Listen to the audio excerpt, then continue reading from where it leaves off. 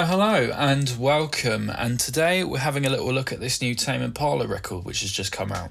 So the fifth album from Kevin Parker, also known as Tame Impala. It's the first album for 5 whole years. It's been a little while since the last record dropped. And this one's really quite different. We see Kevin moving away from the indie psych rock that he's known for, and also the disco and the R&B that he's known for, and we see him moving into more sort of lo-fi rave territory on this new record. You know, sort of incorporating these techno sounds into accessible mainstream pop melodies to varying degrees of success. And these melodies featured on singles which were dropped recently, such as Loser and End of Summer. I think these could easily be played in McDonald's, like in the top 40 charts, and I'm sure we're going to be seeing many of the tracks from this album going into licensing packages for places like McDonald's and the O2 shop, for example. So yeah, he's gotten progressively less psych with every album since around Lonerism. Every album after that has gotten less and less psych.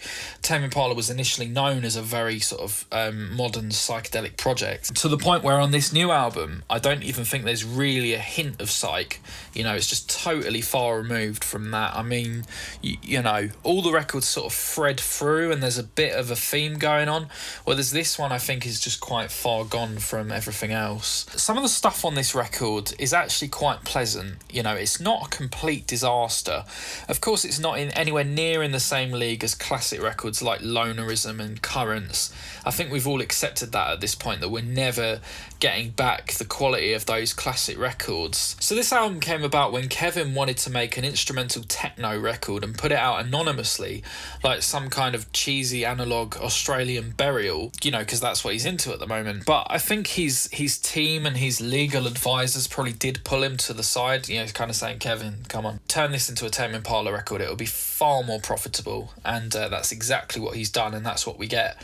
So without further ado, we're going to dive into the track list and I'll give you my thoughts on each song. So there are 12 songs on this record, I believe, about 56 minutes in length. It's a lengthy album. Every Tame Impala record has been that sort of length, sort of the 50-minute mark. So the album starts out with a track called My Old Ways, and I actually quite like this one. I like the bouncy, swingy piano refrain that repeats throughout the track. The lyrics are very typical Tame Impala, sort of ruminating on self-reflection and introspection, very kind of focusing in on himself. The lo-fi piano at the beginning does kind of remind me a tiny bit of Suns Coming Up from the Lonerism album. So track 2 is No Reply. I quite like this track as well. It reminds me of Behind the Wheel by Depeche Mode, as well as Memorabilia by Soft Cell. It's got this kind of pokey, driving beat, which makes it very similar to those songs, if you ever listen to those. I like the lyrics of the song, sort of describing his social anxiety and his lack of communication skills. I really like the line about watching Family Guy on a rogue website. So getting on to the third track, Dracula, I think this song is very good too. I find the production to be very gangster, maybe a little bit Dr. Dre, perhaps a little bit GTA San Andreas. I love the chord progression at the beginning of this song. I think it's very nicely put together.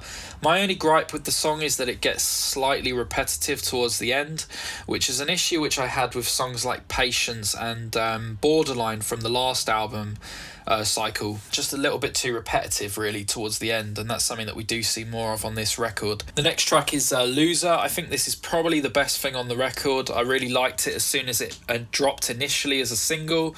Came out with the music video with the guy from Stranger Things. The production is what I would describe as analog fresh, and if you want to get a sense of what I mean by that term, listen to the album Multi-Love by Unknown Mortal Orchestra. I would sort of describe it as the sound of entering a small pub on an August evening. It's a very warm, wooden, analog but modern sound, if that makes sense. The next track, track 5, is Oblivion, and this is where the album takes a real serious dip in quality, in my opinion. This is where we start getting into some seriously patchy territory, to say the least. So this track, Oblivion, is totally lifeless and dull. Nothing really redeems it for me, apart from maybe that little harp strum that comes in about twice throughout the song. I never thought I'd live to see the day that Kevin Parker makes something which is so boring and uninspired. This man is like the pop genius of our generation. This is the guy who created Yes, I'm Changing and Feels Like We Only Go Backwards, masterpiece tracks like that. I'm just kind of astonished how this was even made by him. It's just, wow, this is not good. The next track, Not My World. I do quite enjoy the progressive house style that this track is going for, but there isn't quite enough sonic alchemy going on here. It's all a bit too preset, if you know what I mean. He's not sort of carving unique soundscapes which are unique to him that really do capture the imagination. Instead, he's just switching on a drum machine and a synth and just going with what it sounds like out the box, if you know what I mean. This track is just so generically made. It sounds like a demo of equipment that you would see on like a music shop YouTube channel, like Anderton's or somewhere like that, where they're demoing like, this is the new 808 blah blah blah, and they're doing like a demo of it. This track sounds like that from a sonic point of view. So yeah, not a great track. The next song, Piece of Heaven. This track starts out very sweet. We see Kevin going full on Enya Orinoco flow going down that avenue, well, minus the lush harmonies, of course. The lyrics describe sort of clumsy, untidy Kevin, and they talk about his wife, I guess. The song is very, very melodic and nice up until about the midway point when the beat kicks in, which is where it suddenly seems to become very generic, and from there on the song just seems to go nowhere and it just fizzles out. So yeah, it kind of starts well but not finished well. We then have a small interlude which is a reprise of the sort of mournful introspective piano refrain that we had on the track No Reply. The next track, Obsolete. I like the melody of this track, but the guitar riff at the beginning sounds like something from a McDonald's advert. I'm loving it. One thing I noticed a lot whilst listening through this album, I've listened to it all the way through 3 times for this review, and something that I noticed is that there's a lot of fake bass guitar going on here, like what sounds like just a crappy Logic or Ableton preset for the bass guitar, rather than him actually playing a real guitar. And I feel like him playing the Hofner bass guitar was like such a big part of Tame Impala in the past, like the bass part on The Less I Know The Better is one of the biggest earworms of the last 10 years, no doubt, for that bass line. And this track ends with what I can only describe as the theme tune to the Vampire Ride at Chessington. Like, it just sounds like him going up and down all these like spooky scales. I don't know what scales they are, and that's about it. It's like, he just starts going and it's like, okay, you're losing me a bit here, Kev, you're losing me. The next track is called Ethereal Connection, which I believe was originally released as a B-side to a 12-inch single he released back in the summer for the song End of Summer. There's a heavy underworld influence on this track coming through, but probably without the attitude or the charisma of Underworld. A really nice vocal melody does come into the track at about the 3-minute mark, but beyond that, it's just a bit of a chore to listen to be honest. It's like 6 minutes long. It's far more passive listening, really, than something that you're going to be really concentrating on. It really does sort of cross into background music territory, unfortunately. The next track, See You Monday, is another sweet melodic sounding track.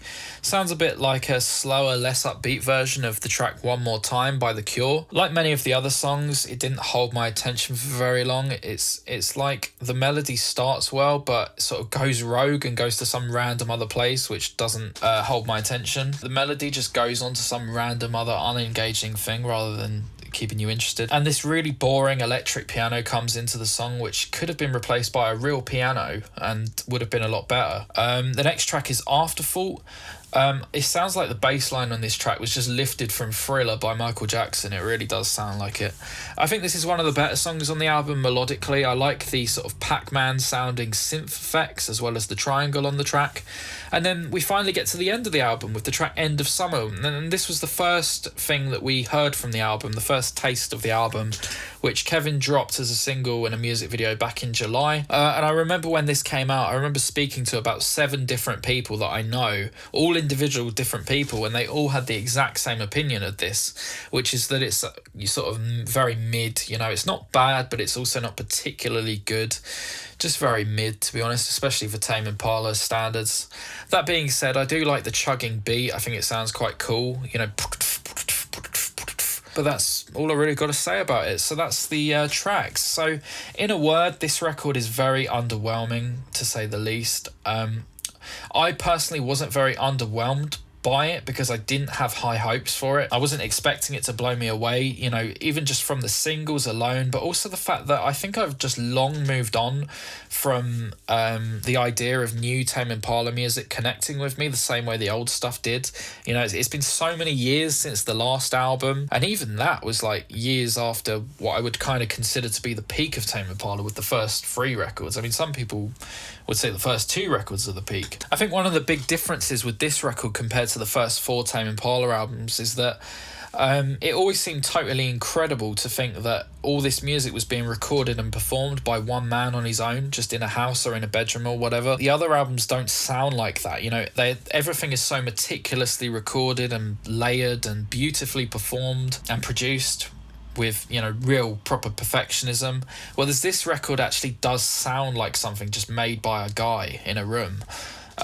It's lost so much of what makes Tame Impala special. It's a major decline in quality in so many aspects of it. I doubt I'll be buying this album. Well, I certainly won't be buying this album on vinyl. I doubt I'll be getting it on CD, although I do live quite close to a town which the charity shops get really amazing donations, like CDs and stuff, like unwanted Christmas presents. So fair chance it will appear in one of those at some point. But yeah, it's a bit of a shame really, because you know, I go back really far with Tame Impala. You know, they really were, or he really was, a huge inspiration for me right from a young age. You know, for the last 10, 11 years or so. I do have all the records. You know, of course you got to have Inner Speaker. Also have that one on CD as well, actually. But you also got to have, you know, you got to have Lonerism, absolute masterpiece. You got to have Currents, and even live versions is a good one to have. And you got to have the Slow Rush.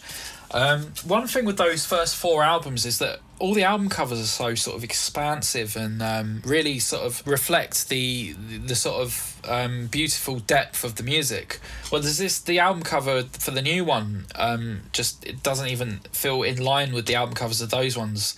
You know, I mean, it's very sweet that he had a photograph of him with his daughter on there, but you know, same as the music, it just doesn't have the depth of the old stuff. So yeah, that was my review for Deadbeat by Tame Impala, and I hope to see you very, very soon. Thank you very much for watching. Goodbye.